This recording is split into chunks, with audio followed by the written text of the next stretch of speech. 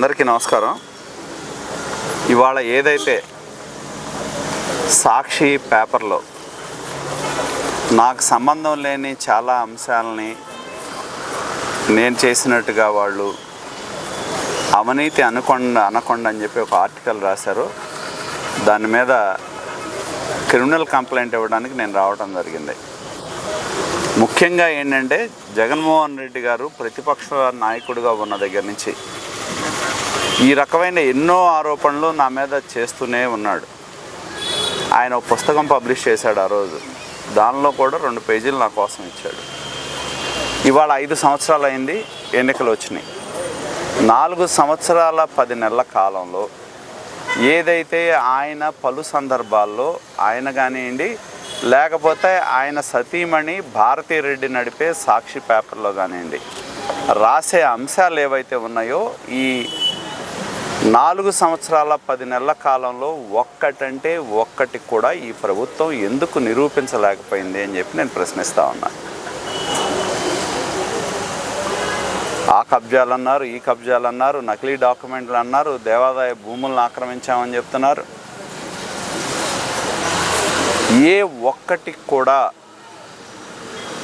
ఇక్కడున్న స్థానిక ఎమ్మెల్యే కిలారి వెంకట రోసయ్య కానీ, ముఖ్యమంత్రి జగన్మోహన్ రెడ్డి కానీ, ఆయన అధికార యంత్రాంగం కానీ ఏ ఒక్క అంశం కూడా నిరూపించాల. చివరికి ఏం చేయాలో అర్థం కాక సంగం డైరీలో నాకు సంబంధం లేని సమయంలో పొన్నూరు నియోజకవర్గంలోకి వేమూరు నియోజకవర్గంలో ఉన్న సమయంలో ఆ రోజు ట్రస్ట్కి ఇచ్చిన 10 ఎకరాల భూమిని 20 సంవత్సరాల తర్వాత తీసి నా మీద కేసు పెట్టారు. అది తప్పితే ఏసీబీకి సంబంధం లేకపోయినా కేసు పెట్టారు. అది తప్పితే ఈ ప్రభుత్వంలో వాళ్ళు ఆరోపణ చేసిన ఆ రోజు నుంచి ఈ రోజు వరకు ఆరోపణ చేసిన ఒక్క అంశం మీద కూడా విచారణ చేసి నిర్ధారించిన సందర్భమే లేదు. అంటే అసలు విచారించడానికి అక్కడ ఏం లేదు, కేవలం ఆరోపణలకే పరిమితమయ్యారు. ఇవాళ అధికారం వచ్చిన తర్వాత ప్రతిపక్షంలో ఆరోపణలు చేశారంటే అర్థం ఉంది, అధికారంలోకి వచ్చిన తర్వాత కూడా అవే ఆరోపణలు చేశారంటే అసలు అర్థం లేదు. అధికారంలో ఉన్నాడు, బాధ్యత ఏంటి? నిరూపించాలి. అధికారంలో ఉన్నాడు, తన అధికారాన్ని ఉపయోగించి ఇదిగో పలానా ధూళిపాల నరేంద్ర ఇదిగో ఇది చేశాడు, ఇది చేశాడు, ఇదిగో ఈ రికార్డు ఉంది, ఇలా విధంగా చేశాడని నిరూపించాలి. కానీ ఆ నిరూపించ శక్తి లేకపోవటం మూలన, ఆ ఆరోపణలు అవాస్తవాన్ని తెలిసినందు మూలన ఏమీ చేయలేక పదే పదే అధికారంలోకి వచ్చిన తర్వాత కూడా అవే ఆరోపణలు నిరూపిస్తూ ఉన్నారు.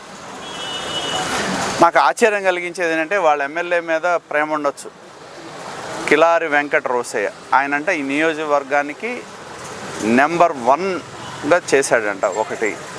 రెండోది ఏంటంటే మోడల్ నియోజకవర్గంగా తీర్చిదిద్దాడంట. 2 మోడల్ నియోజకవర్గం దేనిలో? డబ్బులు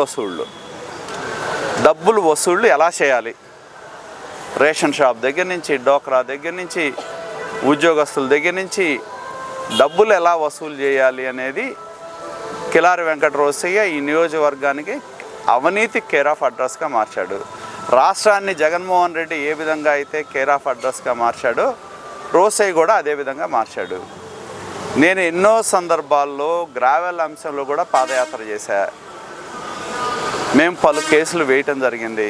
హైకోర్టు ముందు ప్రభుత్వం స్పష్టంగా చెప్పింది, నీళ్లు ఉండటం మూలాన మేము కొలవటం లేదు, నీళ్లు తీసి కొలవమని చెప్పి కూడా హైకోర్టు చెప్పింది. ఇంతవరకు జిల్లా యంత్రాంగం వేటి మీద కూడా యాక్షన్ తీసుకోలే. మేము ఆందోళన చేసినప్పుడు ఎవరైతే డిఎంజీ ఉన్నాడో ఆయన ఒక ప్రెస్ మీట్ పెట్టి నేను 1,50,00,000 1,90,00,000 పెనాల్టీలు వేసానని చెప్పారు. దానిలో ఒక్క పైసా కూడా వసూలు చేయలే.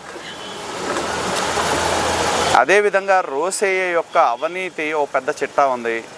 నేనే ఛార్జ్ షీట్ అని ఐలాండ్ సెంటర్లో పెట్టేలా చెప్పాము. ఆయన ఎమ్మెల్యే అయిన తర్వాత మరి రేషన్ మాఫియాకి అడ్డామంది, బర్నబాస్ హత్య జరిగింది. ప్రతిదీ ఆ విధంగా చూసుకుంటే రేషన్ మాఫియా కానీ, గంజాయి కానీ, దౌర్జన్యాలు కానీ, దోపిడీకి కానివ్వండి, ప్రతి దానికి ఒక రేటు పెట్టి అడ్డగోలుగా 2,540 కోట్ల రూపాయలు మేము దోచాడు అని చెప్పి మేము ప్రజల ముందు ఛార్జ్షీట్ పెట్టాము. నిజంగానే ఈ ప్రభుత్వానికి జగన్మోహన్ రెడ్డి గనక ప్రజల పట్ల చిత్తశుద్ధి ఉంటే ఈ పాటికి ఎంక్వైరీ చేసేవాడు. దోపిడీలో రోసయ్య ఈ నియోజకవర్గాన్ని రోల్ మోడల్గా చేశాడనే దానిలో ఎటువంటి సందేహం లేదు. ఆ రోజు చెప్పా, ఈరోజు చెప్పా, ఒక దొంగ పోతే ఇంకో గజ దొంగ వచ్చాడని. ఖచ్చితంగా ఆ అంశాలు కూడా మేము మాట్లాడతాం. అదేవిధంగా మాకు అర్థం కానిది ఒకటే, 5 సంవత్సరాలు జగన్మోహన్ రెడ్డి ముఖ్యమంత్రిగా ఉంటే ఒక్క అంశం మీద కూడా వాళ్ళు నిరూపించిన నేపథ్యం లేదు. మళ్ళీ వాళ్ళ ఎన్నికలు వచ్చినాయి, నేను తెలుగుదేశం పార్టీ అభ్యర్థిగా 7వ ఉంటున్నా కాబట్టి మళ్ళీ ఫుల్ స్టేజ్లో అవే ఆరోపణలు చేస్తున్నారు. 5 సంవత్సరాలు ఏం బీకాడు జగన్మోహన్ రెడ్డి? రోసయ్య ఏం చేశాడు? నిజంగా నేను కనుక దోపిడీ చేస్తుంటే రోసయ్య ఏం చేశాడు? అదేవిధంగా నేను కోరేది ఏంటంటే, భారతీ రెడ్డి గారిని ఆ ఆధ్వర్యంలో ఆ పేపర్ ఉంది కాబట్టి పాపం మొన్న సునీత గారు ఒక పెద్ద ప్రజెంటేషన్ వేశారు. భారతీ రెడ్డి గారి యొక్క బావ అనుకుంటా అవినాష్ రెడ్డి, ఆయన వాళ్ళ తండ్రి అంటే జగన్మోహన్ రెడ్డి బాబాయ్ వివేకానంద రెడ్డి తండ్రి తర్వాత తండ్రి లాంటి వాడి మర్డర్లో ఎలా భాగస్వాములు అయ్యారు అని చెప్పి ఒక బహిరంగమైన ప్రజెంటేషన్ ఇచ్చింది. మరి దాని గురించి రాయలేదే? అదేవిధంగా తన భర్త జగన్మోహన్ రెడ్డి 2019 ఎన్నికల్లో కోడికత్తి డ్రామా నడిపాడు. ఎన్ఐఏనే స్పష్టంగా చెప్పింది దీనిలో ఎటువంటి కుట్ర లేదు, ఆ కోడికత్తి సీన్ అనేవాడు ఎవరైతే ఉన్నాడో అతను జగన్మోహన్ రెడ్డి మీద అభిమానంతోనే చేశాడు అనేది ఎన్ఐఏ కేంద్ర ప్రభుత్వ ఏజెన్సీ స్పష్టం చేసింది. మరి ఎందుకు రాయరు? అంటే మీకు అదేవిధంగా మనం చూస్తే ఎన్నో ఆరోపణలు, ఎన్నో అవినీతులు జరుగుతున్నాయి రాష్ట్రంలో. సాక్షి ఎందుకు రాయదు వాటి గురించి? ఇసుక దోపిడీ గురించి రాయదు, మద్యం దోపిడీ గురించి రాయదు, ఏటి గురించి రాయదాళ్ళు. ప్రజల సమస్యల గురించి అసలు రాయరు. కాబట్టి ఏంటంటే చేతిలో పేపర్ ఉందని చెప్పి ఇష్టారాజ్యంగా రాయటం అనేది చూస్తే దాని వైఖరి మంచిది కాదు. నీ భర్త దోపిడీ గురించి రాయి, నీ బావ అవినాష్ రెడ్డి ఏ విధంగా గొడ్డల పోటుతో ఇది చేశారో రాయి. అలాగే రాసలీలలో అంబటి రాంబాబు ఉన్నాడు, వారసత్వం ఉన్న రాంబాబు కానీ అంబటి మురళీకృష్ణ కానీ రాయి. వాళ్ళ గురించి వాళ్ళేదో సచ్చీరులాగా గంట అరగంట అని మాట్లాడే వాళ్ళు మంత్రులుగా ఉన్నవాళ్ళు, రాసలీల కుటుంబాలకు సంబంధించిన వాళ్ళు, వాళ్ళ గురించి ఎందుకు రాయరు మీరు?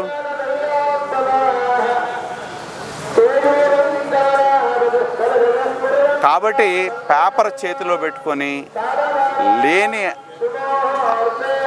ఆరోపణలు చేస్తూ ఏదైతే చేస్తూ ఉన్నారో దాని మీద మేము పోలీస్ యంత్రాంగాన్ని డిమాండ్ చేయడం జరిగింది. ఎందుకంటే వాళ్ళు చేసిన ఆరోపణలు మామూలు ఆరోపణలు కాదు. ఒకటి, నకిలీ డాక్యుమెంట్లు సృష్టించామనేది. నకిలీ డాక్యుమెంట్లు సృష్టించే పోలీసులు ఎంక్వైరీ చేయాలి. ఎవరైతే సాక్షి యాజమాన్యం, సాక్షి ఎడిటర్ కానీ, సాక్షిలో భాగస్వాములైన వాళ్ళని కానీ, గుంటూరులో ఉన్న చీఫ్ రిపోర్టర్ కావచ్చు, స్టేట్ బ్యూరో కావచ్చు, పొన్నూరులో ఉన్న రిపోర్టర్లు కానీ మేము సృష్టించిన నకిలీ డాక్యుమెంట్లు ఏంటో పోలీసులు తీసుకొని ఎంక్వైరీ చేయండి. దేవాదాయ భూములు కబ్జా చేశామంటున్నారు, ఏ భూములు కబ్జా చేశారో రాయండి. కిలారి వెంకట రోజయ్య చివరి వరకు ఆయన పదవిలో ఇంకా ఎలక్షన్లు వస్తే పోతాడు. ఆయన చివరిలో కూడా ఎండోమెంట్ ల్యాండ్కి 16 ఎకరాలకి లాంగ్ లీజ్ కోసం ఆర్డర్ తెచ్చుకున్నాడు. ఎందుకు రాయరు? ఎన్నో పోరాటాలు మేము చేసాం భావనారాయణ స్వామి భూములు కాపాడాలని. ఆ రోజు ఆటో నగర్ కోసమే ఆ భూములు అని చెప్పారు. ఆటో నగర్ కోసం ఆ భూములు అని చెప్పి చివరికి 16 ఎకరాలు ఎక్సెప్ట్ ఒక మనిషి కోర్టుకు వెళ్ళిన 4 ఎకరాలు తప్పించి మిగతా 16 ఎకరాలు మొన్న మార్చిలో ఎన్నికల ముందు లాంగ్ లీజ్ కోసం తెచ్చాడు. అవి కనపడవా?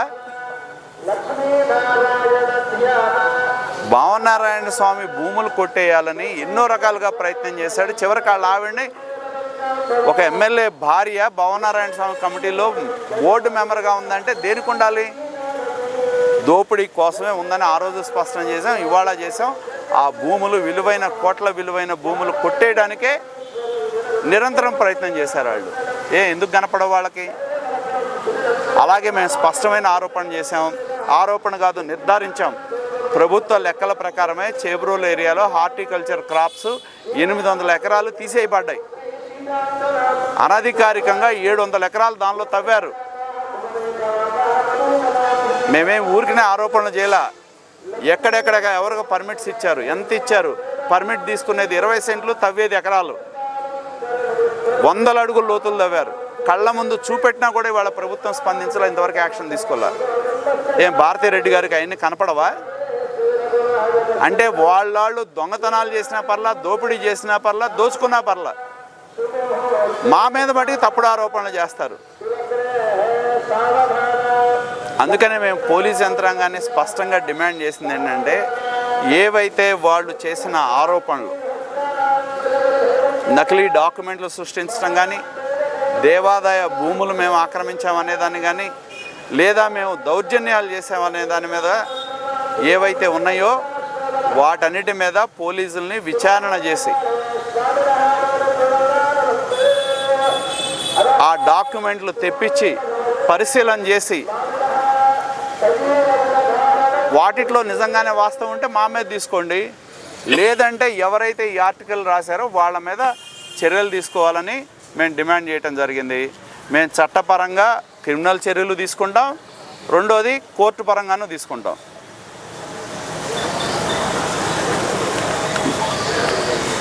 కాబట్టి మేము డిమాండ్ చేస్తూ ఉంది ఒకటే, భారతిరెడ్డి గారు ఈ సమాజంలో వాళ్ళ పార్టీ వాళ్ళు ఎన్ని అరాచకాలు చేస్తూ ఉన్నా, ఎంత దోపిడీ చేసినా, దౌర్జన్యాలు చేసినా, మహిళల మీద బలవంతపు ఇది చేసినా, అవన్నీ మట్టికి ఒక మహిళ అయినా ఆమెకు కనపడవు. వాళ్ళ రాతలు చూస్తే సభ్య సమాజం సిగ్గుతో తలంచుకోవాల్సిన పరిస్థితి.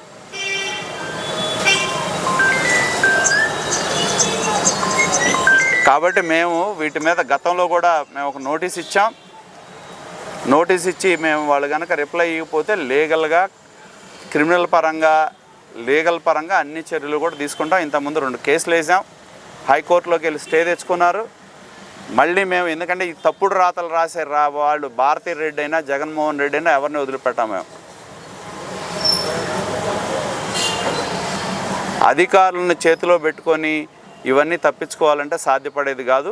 మేము డిమాండ్ చేస్తూ ఉంది ఒకటే, వీటి మీద పోలీసులను మేము డిమాండ్ చేసింది ఒకటే, సమగ్రమైన విచారణ చేయండి. తప్పుడు వార్తలు రాసిన విలేకరులు కానీ, బ్యూరోలు కానీ, మేనేజ్మెంట్ మీద కానీ చర్యలు తీసుకోవాలని డిమాండ్ చేశాం. రోడ్డు ఉంటే రోడ్డు నుంచి ఇంత దూరం వదిలిపెట్టాలి, పబ్లిక్ ప్లేస్ ఉంటే ఇంత దూరం నుంచి వదిలిపెట్టాలి, దాని చుట్టూ వాళ్ళు చెట్లు నాటాలి, దుమ్ములు ఎగవకుండా ఉండాలి, ఇంత లోతు మాత్రమే తీయాలి అనేది స్పష్టంగా పర్మిషన్స్ ఇస్తారు. ఎన్విరాన్మెంటల్ క్లియరెన్స్తో ఉన్నాటితో సహా లేని వాటి మీద కూడా అడ్డగోలుగా తవ్వేశారు. ఇవాళ కూడా తవ్వుతూ ఉన్నారు వైకాపా నాయకులు. ఇవాళ కూడా ఎన్నికల సమయం వచ్చింది కదా, సందిట్లో సడేమయ్యేలాగా ఇప్పుడు కూడా గ్రావెల్ అక్రమాలు తవ్వుతూ ఉన్నాయి. మనం వెళ్ళినా ఇవాళ కనపడతాయి. మొన్న వెళ్తే చెప్తా ఉన్నారు, రాత్రిపూట పగలు మానేసి రాత్రిపూట పెడుతున్నారంట. కాబట్టి వీటన్నిటి మీద ఎలక్షన్ కోడ్ ఉన్న సందర్భంగా మేము చీఫ్ ఎలక్షన్ కమిషనర్ కూడా కంప్లైంట్ ఇస్తాం. మోడల్ కోడ్ ఆఫ్ కండక్ట్ ఉంది, దానికి విరుద్ధంగా రాసే రాతల మీద కానీ చర్యలు తీసుకోమని ఆర్ఓనిను చీఫ్ ఎలక్షన్ కమిషనర్ను కోరటం, రెండోది పోలీస్ పరంగా చర్యలు తీసుకోమంటాం, మూడోది కోర్టు పరంగా డిఫమేషన్ కేసు వేస్తాం. వీళ్ళు రాసే రాతలు, తప్పుడు రాతలు ఏవైతే ఉన్నాయో చివరికి ఏదో ఒక రోజు బహిరంగంగా ప్రజలకి మేము తప్పు చేసామని క్షమాపణ చెప్పే రోజులు దగ్గరలోనే ఉన్నాయి.